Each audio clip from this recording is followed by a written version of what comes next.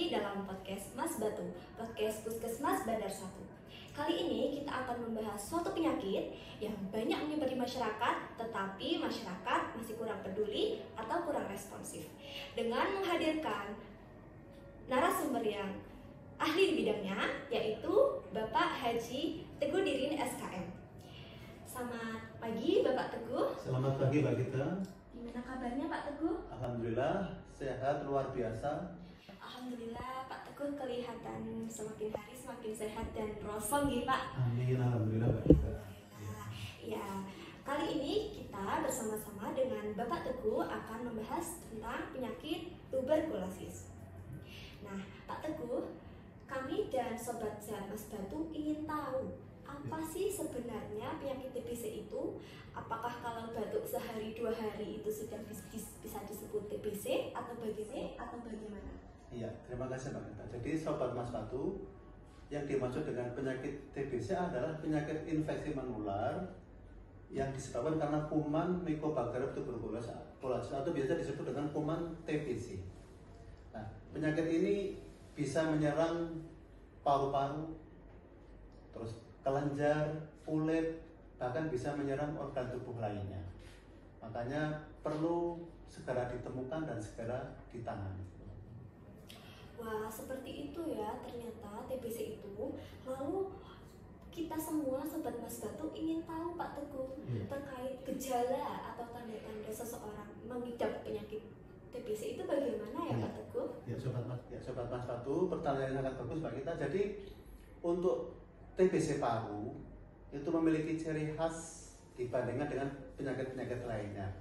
Untuk gejala utamanya pada penyakit ini adalah batuk terus-menerus selama lebih dari 2 minggu. Itu sebagai gejala utamanya. Kemudian gejala tambahannya yaitu dengan tanda nafsu makan menurun, kemudian berat badan menurun, kemudian ada rasa sakit di dada atau nyeri di dada, terus dahaknya kalau batuk keluar darahnya, kemudian tanda-tanda lain yaitu berkeringat pada malam hari walaupun tanpa aktivitas seperti biasa, walaupun tanpa kegiatan nanti dia berkeringat pada malam hari. Kemudian tanda-tanda pada anak kecil itu tanda khasnya yaitu panas atau demam tinggi lebih dari 2 minggu. Kemudian sama yang tadi nafsu makannya menjadi kurang, akhirnya berat badan kurang, dan anak cenderung rewel. Jadi itu merupakan tanda atau gejala dari penyakit TBC pada anak maupun pada orang dewasa. Wah, berarti cukup banyak juga ya Pak Teguh tanda-tandanya. Iya, betul sekali. Jadi ada beberapa ciri khususnya untuk penyakit TBC ini. Cara mengetahui seseorang menderita penyakit TBC itu bagaimana ya Pak Teguh? Iya. Untuk Sobat Mas Batu, jadi kita tidak bisa serta-merta menunjuk seorang itu menderita TBC. Maka perlu namanya pemeriksaan khusus. Nah, untuk deteksi penyakit TBC itu bisa melalui pemeriksaan dahak. Jadi bila seseorang menderita batuk lama, kemudian bisa dilakukan tes namanya tes cepat molekuler atau dengan mikroskop juga bisa, yaitu dengan tes di laboratorium puskesmas. Kebetulan puskesmas kita juga bisa melayani pemeriksaan tersebut.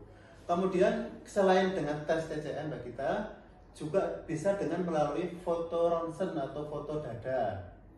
Kemudian dengan tes-tes lain, tes laboratorium termasuk tes mantuk pada anak-anak.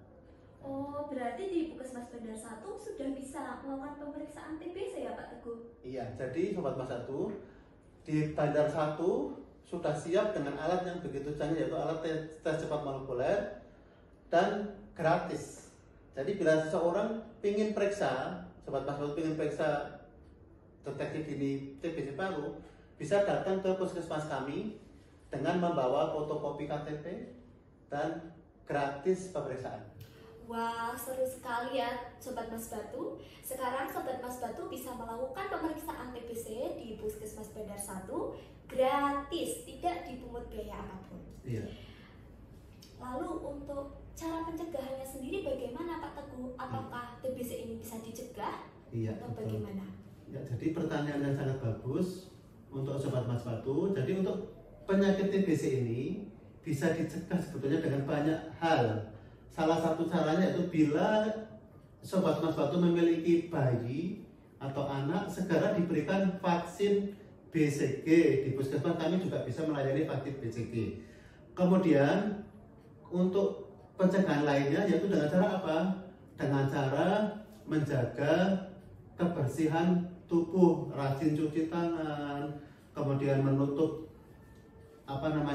mulut dengan masker, kemudian etika batuk yang baik sehingga tidak menyebarkan kuman maupun virus kepada orang lain. Itu Mbak kita salah satunya. Oh iya, berarti tadi salah satunya dengan imunisasi BCG ya Pak Teguh? Iya, betul. Jadi untuk bunda-bunda Sobat Mas Batu, jangan lewatkan imunisasi adik bayi untuk mendapatkan imunisasi BCG.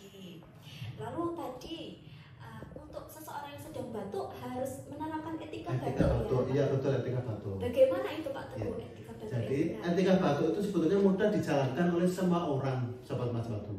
Orang awam pun bisa, yaitu dengan cara apa?